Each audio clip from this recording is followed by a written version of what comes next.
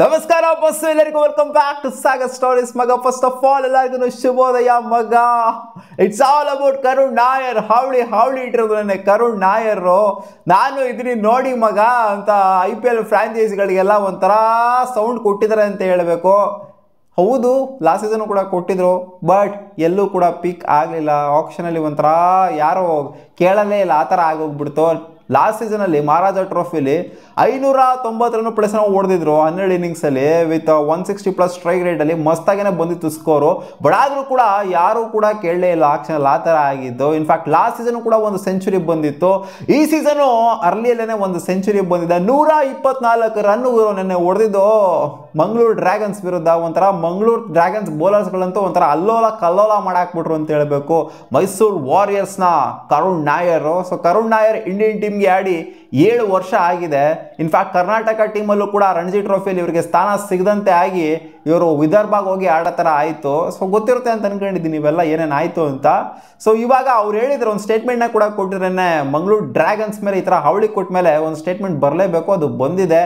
Peak ಆಗ್ತಾರೆ. ನಾನು ಕೇಳಿದ್ದೀನಿ ಸಿಕ್ಕಾಪಟ್ಟೆ ಜನ, ಸೂರ್ಯಕುಮಾರ್ ಯಾದವ್ ಆಗಿರ್ಬೋದು, ಸುಮಾರು ಜನ ಆಗಿರ್ಬೋದು, ಪೀಕ್ ಆಗ್ತಾರೆ ಅವರ ಅರ್ಲಿ 30ಸಲ್ಲಿ 31, 32. ಸೊ ಈ ಥರ ಏಜಲ್ಲಿ ಪೀಕ್ ಆಗ್ತಾರೆ ಕೆಲವೊಬ್ಬರು ಪ್ಲೇಯರ್ಸ್ಗಳು. ಸೊ ಆ ಥರ ನನಗೂ ಆಗ್ತಿದೆ. ನಾನು ನನ್ನ ಕೆರಿಯರಲ್ಲೇ ಅತಿ ಬೆಸ್ಟ್ ಬ್ಯಾಟಿಂಗ್ನ ಇವಾಗ ಆಡ್ತಾ ಇದ್ದೀನಿ ಅಂತ ನನಗೆ ಫೀಲ್ ಆಗ್ತಾ ಇದೆ ಅಂತ ಕರುಣ್ ನಾಯರ್ ಅವರು ಒಂದು ಸ್ಟೇಟ್ಮೆಂಟ್ನ ಕೊಟ್ಟಿದ್ದಾರೆ.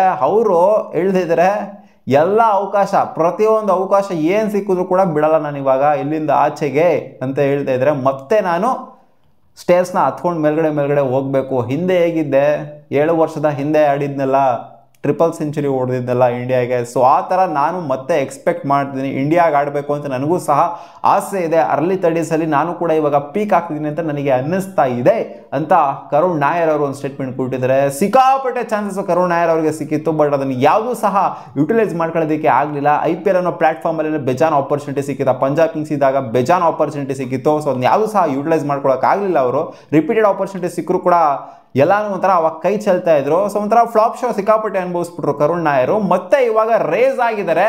ಬಟ್ ಮಹಾರಾಜ ಟ್ರೋಫಿಯ ಪರ್ಫಾರ್ಮೆನ್ಸ್ ಏನಿದೆ, ಸೊ ಇದು ಬೇಸಿಕಲಿ ಎಲ್ಲ IPL ಫ್ರಾಂಚೈಸ್ಗಳೆಲ್ಲ ಏನಿರ್ತಾರೆ ಅಂದರೆ, ಇವಾಗ ಡೈರೆಕ್ಟರ್ ಆಫ್ ಕ್ರಿಕೆಟ್ ಆಪರೇಷನ್ಗಳೆಲ್ಲ ಏನಿರ್ತಾರೆ ಎಲ್ಲ ಟೀಮ್ಗಳದ್ದು ಕೂಡ ಸ್ವಲ್ಪ ಕಣ್ಣು ಆಡಿಸ್ತು ಅಂತಾನೆ ಮಹಾರಾಜ ಟ್ರೋಫಿ ಕಡೆಗೆ. ಲಾಸ್ಟ್ ಸೀಸನ್ ಏನು ಯಾರೋ ಕಣ್ಣೇ ಆಡಿಸಿರ್ಲಿಲ್ವನೋ, ಯಾಕಂದರೆ ಕರುಣ್ ನಾಯರ್ ಲಾಸ್ಟ್ ಸೀಸನ್ ಮಸ್ತಾಗೇನೆ ಆಡಿದ್ರು. ಲಾಸ್ಟ್ ಡೊಮ್ಯಾಸ್ಟಿಕ್ ಸೀಸನ್ ಇನ್ಫ್ಯಾಕ್ಟ್ ಇವ್ರಿಗೂ ಕೂಡ ವಿದರ್ಭಗೂ ಕೂಡ ರಣಜಿ ಟ್ರೋಫಿಲಿ ಅರೌಂಡ್ 700 ರನ್ಸ್ ಮಗಳಿಗೆ ಹೊಡೆದಿದ್ರು. ಸೊ ಅಲ್ಲೂ ಕೂಡ ಮಸ್ತಾಗಿ ಆಡಿದ್ರು. ಮಹಾರಾಜ ಟ್ರೋಫಿಲೂ ಕೂಡ ಮಸ್ತಾಗಿ ಆಡಿದ್ರು. ಬಟ್ ಆಪ್ಷನಲ್ಲಿ ಯಾರು ಕೂಡ ತಗೊಳಕ್ಕಾಗಲಿಲ್ಲ. ಸೊ ಆ ಥರ ಆಯಿತು. IPL ಅಲ್ಲಿ ಯಾರು ಇವ್ರನ್ನ ಆಡ್ಸೋದೇ ಬೇಡ ಅಂತ ನಿರ್ಧಾರ ಮಾಡ್ಬಿಟ್ರು. ಯಾಕಂದರೆ ಸಿಕ್ಕಾಪಟ್ಟೆ ಸಲ ಬೇಸತ್ ಬಿಟ್ಟಿದ್ರು ಫ್ರಾಂಚೈಸ್ಗಳು. ಪಂಜಾಬ್ ಕಿಂಗ್ಸೇ ಒಂಥರ ರಿಟೈನ್ ಮಾಡ್ಕೊಂಡು ಒಂಥರ ಬೇಡ ಗುರು ಕರುಣ್ ನಾಯರ್ ಅಂತ ಕಳ್ಸೇಬಿಟ್ರು. ಹೋಗು ಗುರು ನೀನು ಅಂತ, ಎಷ್ಟು ಸೀಸನ್ ಅಂತ ರಿಟೈನ್ ಮಾಡ್ಕೊಳಕ್ಕಾಗತ್ತೆ ಅಂತ. ಆಮೇಲೆ ಇನ್ನೊಂದೆರಡು ಫ್ರಾಂಚೈಸ್ಗೆ ಹೋದ್ರು. ಸೊ ಆಡಿಸ್ಲೇ ಇಲ್ಲ ಇನ್ಫ್ಯಾಕ್ಟು. ಸೊ ನೋಡೋಣ ಈ ಸೀಸನ್ನು. ಸಿಕ್ಕಾಪಟ್ಟೆ ಕಾನ್ಫಿಡೆಂಟ್ ಆಗಿದ್ದಾರೆ ಕರುಣ್ ನಾಯರ್ ಅವರು. ಯಾರ ಪಿಕ್ ಮಾಡ್ತಾರೆ IPL ಅಲ್ಲಿ ಅನ್ನೋ ಥರ. ಬರೀ IPL ಅನ್ನೋ ಮಾತ್ರ ಅಲ್ಲ, ಒಟ್ಟಲ್ಲಿ IPL ರೆಕಗ್ನಿಷನ್ ಸಿಕ್ತು ಅಂತಂದರೆ, IPL ಏನಾದ್ರು ಆಡಿದ್ರು ಅಂತ ಅಂದರೆ, ಸೊ ಅಲ್ಲಿಂದ ಇಂಡಿಯನ್ ಟೀಮ್ಗೆ ಆಡೋದಕ್ಕೆ ಈಸಿ ಆಗುತ್ತೆ, ಸಿಕ್ಕಾಪಟ್ಟೆ ಈಸಿ ಆಗುತ್ತೆ. ಸೊ ಎಲ್ಲರೂ ಅದೇ ಥರನೇ ಆಡೋದು. IPL ಏನಾದ್ರು ಒಂದು ಬೊಂಬಾಟ್ ಪ್ರದರ್ಶನ ಬಂದ್ಬಿಡ್ತು ಅಂದರೆ ಸ್ಟ್ರೈಟ್ ಅವೇ ಇಂಡಿಯನ್ ಟೀಮ್ಗೆ ಹಾಕೊಂಡ್ಬಿಡ್ತಾರೆ. ಸೊ ಇಂಡಿಯನ್ ಟೀಮ್ಗೆ ಆಡಬೇಕು ಅಂದರೆ IPL ಒಂಥರ ಮೈನ್ ಪ್ಲಾಟ್ಫಾರ್ಮ್ ಅಂತ ಹೇಳಬೇಕು. ಇವರು ಡೊಮ್ಯಾಸ್ಟಿಕ್ ಆಗ್ಬಿಟ್ಟು ಮತ್ತೆ ಬೌನ್ಸ್ ಬ್ಯಾಕ್ ಆಗ್ತಾರೆ, ಮತ್ತೆ ಕಮ್ ಬ್ಯಾಕ್ ಮಾಡ್ತಾರೆ ಅಂದರೆ ಅದು ಸಿಕ್ಕಾಪಟ್ಟೆ ಔಟು. ಯಾಕಂದರೆ ಎಲ್ಲರಿಗೂ ಗೊತ್ತಾಗುತ್ತೆ ಕರುಣ್ ನಾಯರ್ ಈ ಥರ ಚೆನ್ನಾಗಿ ಆಡ್ತಿರೋದ್ರಿಂದ, IPL ಅನ್ನೋ ಪ್ಲಾಟ್ಫಾರ್ಮಲ್ಲಿ ಚೆನ್ನಾಗಿ ಆಡ್ತು ಅಂತಂದರೆ ಎಲ್ಲರಿಗೂ ದೇಶಕ್ಕೆ ಗೊತ್ತಾಗೋಗ್ಬಿಡುತ್ತೆ, ಇಲ್ಲ ಇವರು ಕರುಣ್ ನಾಯರ್ ಮಸ್ತಾಗಿ ಆಡ್ತಿದ್ದಾರೆ ಇಂಡಿಯನ್ ಟೀಮ್ಗೆ ಆಡಬೇಕು ಅಂತ. ಬಟ್ ಅದೇ ಡೊಮ್ಯಾಸ್ಟಿಕಲ್ಲಿ ಆಡ್ತು ಅಂದರೆ ಸುಮಾರು ಜನಕ್ಕೆ ಗೊತ್ತೇ ಆಗೋದಿಲ್ಲ ಕರುಣ್ ನಾಯರ್ ಚೆನ್ನಾಗಿ ಆಡ್ತಾ ಇದ್ದಾರೆ ಅಂತ. ಈಗ ಸೆಂಚುರಿ ಹೊಡೆದಿರೋದು, ಸೆಂಚುರಿ 1 ಮ್ಯಾಚ್ ಹೊಡೆದ್ರೆ ಸಾಲದಿಲ್ಲ ಆ್ಯಕ್ಚುಲಿ ಕರುಣ್ ನಾಯರ್ ಅವರು. ಲಾಸ್ಟ್ ಸೀಸನ್ ಕೂಡ 1 ಸೆಂಚುರಿ ಹೊಡೆದಿದ್ರು. ಅವ್ರ ಎಕ್ಸ್ಪೆಕ್ಟೇಷನ್ ಇವಾಗ ಯಾವ ಥರ ಇರುತ್ತೆ ಅಂತಂದರೆ, IPL ಫ್ಯಾನ್ಸ್ಗಳ ಎಕ್ಸ್ಪೆಕ್ಟೇಷನು ರಿಪೀಟೆಡ್ ಆಗಿ ಕನ್ಸಿಸ್ಟೆಂಟ್ ಪರ್ಫಾರ್ಮೆನ್ಸು ಬರಬೇಕು, ಅದೇ ಎಕ್ಸ್ಪೆಕ್ಟೇಷನ್ ಇರೋದು ಎಲ್ಲಾರ್ದು ಕೂಡ. ಸೊ 1 ಮ್ಯಾಚ್ ಸೆಂಚುರಿ ಹೊಡೆದ್ಬಿಟ್ಟು ಆದರೆ 1 ಮ್ಯಾಚ್ ಪ್ಲೇಯರ್ ಆಗಿಬಿಡೋದು. ಸೊ ಈ ಥರ ಎಲ್ಲ ಆಯಿತು ಅಂತಾನೆ ಮತ್ತೆ ಫ್ಲಾಪ್ ಆಗೋದು. ಸೊ ಈ ಥರ ಆಯಿತು ಅಂತಂದರೆ ಕರುಣ್ ನಾಯರ್ ಅವರು ಮತ್ತೆ ಆಪ್ಷನಲ್ಲಿ ಪಿಕ್ ಆಗೋದು ಸಿಕ್ಕಾಪಟ್ಟೆ ಡೌಟ್ಫುಲ್ ಆಗುತ್ತೆ. ಸೊ ಇದೇ ಕನ್ಸಿಸ್ಟೆಂಟ್ ಫಾರ್ಮ್ ಏನೈತೆ, ಎಲ್ಲ ಮ್ಯಾಚು ಸೆಂಚುರಿ ಎಕ್ಸ್ಪೆಕ್ಟ್ ಮಾಡಿಲ್ಲ ಅಂದ್ರೂ ಕೂಡ, ಸೊ ಒಂದು 50-50 ಎಲ್ಲ ಮ್ಯಾಚನ್ನು ಕೂಡ ಹೊಡಿತು ಅಂತಂದರೆ, ಇನ್ನೂ 1 ಸೆಂಚುರಿ ಅಥವಾ ಇನ್ನೊಂದು 2 ಸೆಂಚುರಿ ಏನೋ ಬಂತು ಅಂತಂದರೆ, ಅವಾಗ ಕರುಣ್ ನಾಯರ್ಗೆ ಪಕ್ಕ ಆಪ್ಷನಲ್ಲಿ ಡಿಮ್ಯಾಂಡ್ ಅಂತೂ ಬಂದೇ ಬರುತ್ತೆ. ಡೊಮ್ಯಾಸ್ಟಿಕ್ ಸೀಸನ್ನ ಯಾರು ನೋಡಿದ್ದಾರೆ ಅಂದರೆ ಫ್ರಾಂಚೈಸ್ಗಳಿರೋ ಕ್ಲೋಸ್ ಆಗಿ ನೋಡಿ, ಫಸ್ಟ್ ನಮ್ಮ RCB ನೋಡಲಿ ಗುರು ನನ್ನ ಮಕ್ಕಳು, ಏನೂ ನೋಡಲ್ಲ ಆಯಿತಾ. ಮಹಾರಾಜ ಟ್ರೋಫಿ ಪರ್ಫಾರ್ಮೆನ್ಸ್ನ ಏನೂ ನೋಡಲ್ಲ ನಮ್ಮ RCB ಟೀಮ್ ಮ್ಯಾನೇಜ್ಮೆಂಟು.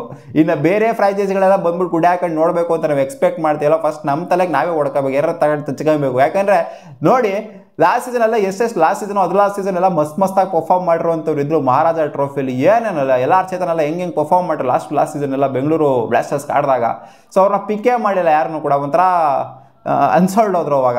ಸೊ ಏನೋ ಮಾಡೋದಕ್ಕಾಗೋದಿಲ್ಲ, ಈ ಥರ ಆಗ್ತವೆ ಕೆಲವೊಂದು ಸಲ. ಸಿಕ್ಕಾಪಟ್ಟೆ ಸಕದಾಗಿ ಸೈಕಾಗಿ ಪರ್ಫಾರ್ಮ್ ಮಾಡಿದ್ರು ಕೂಡ ಅನ್ಸಲ್ಡ್ ಆಗಿಬಿಡ್ತಾರೆ IPL ಅಲ್ಲಿ. ಸೊ ನೋಡೋಣ ಏನು ಪರ್ಫಾರ್ಮೆನ್ಸ್ ಕೊಡ್ತಾರೆ ಅಂತ. ಲಾಸ್ಟ್ ಸೀಸನ್ 590 ರನ್ ಹೊಡೆದಿದ್ರು, ಬಟ್ ಆದರೂ ಯಾರು ಮೂಸವ್ರಿರಲಿಲ್ಲ ಲಾಸ್ಟ್ ಟೈಮ್ ಆಪ್ಷನಲ್ಲಿ. ಸೊ ಈ ಟೈಮು ಹೋಪ್ಫುಲಿ ಇವರು 600 ರನ್ಗಿನ ಜಾಸ್ತಿ ಹೊಡಿತಾರೆ ಅಂತ ಅನ್ಕೊಂಡಿದ್ದೀನಿ.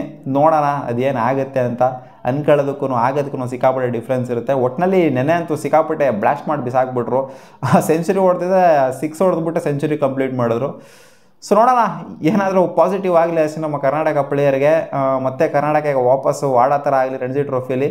ಕಾದು ನೋಡೋಣ ಏನಾಗುತ್ತೆ ಅಂತ. ಸಿಗೋಣ ಮುಂದಿನ ವಿಡಿಯೋದಲ್ಲಿ. ಬಾಬಾ.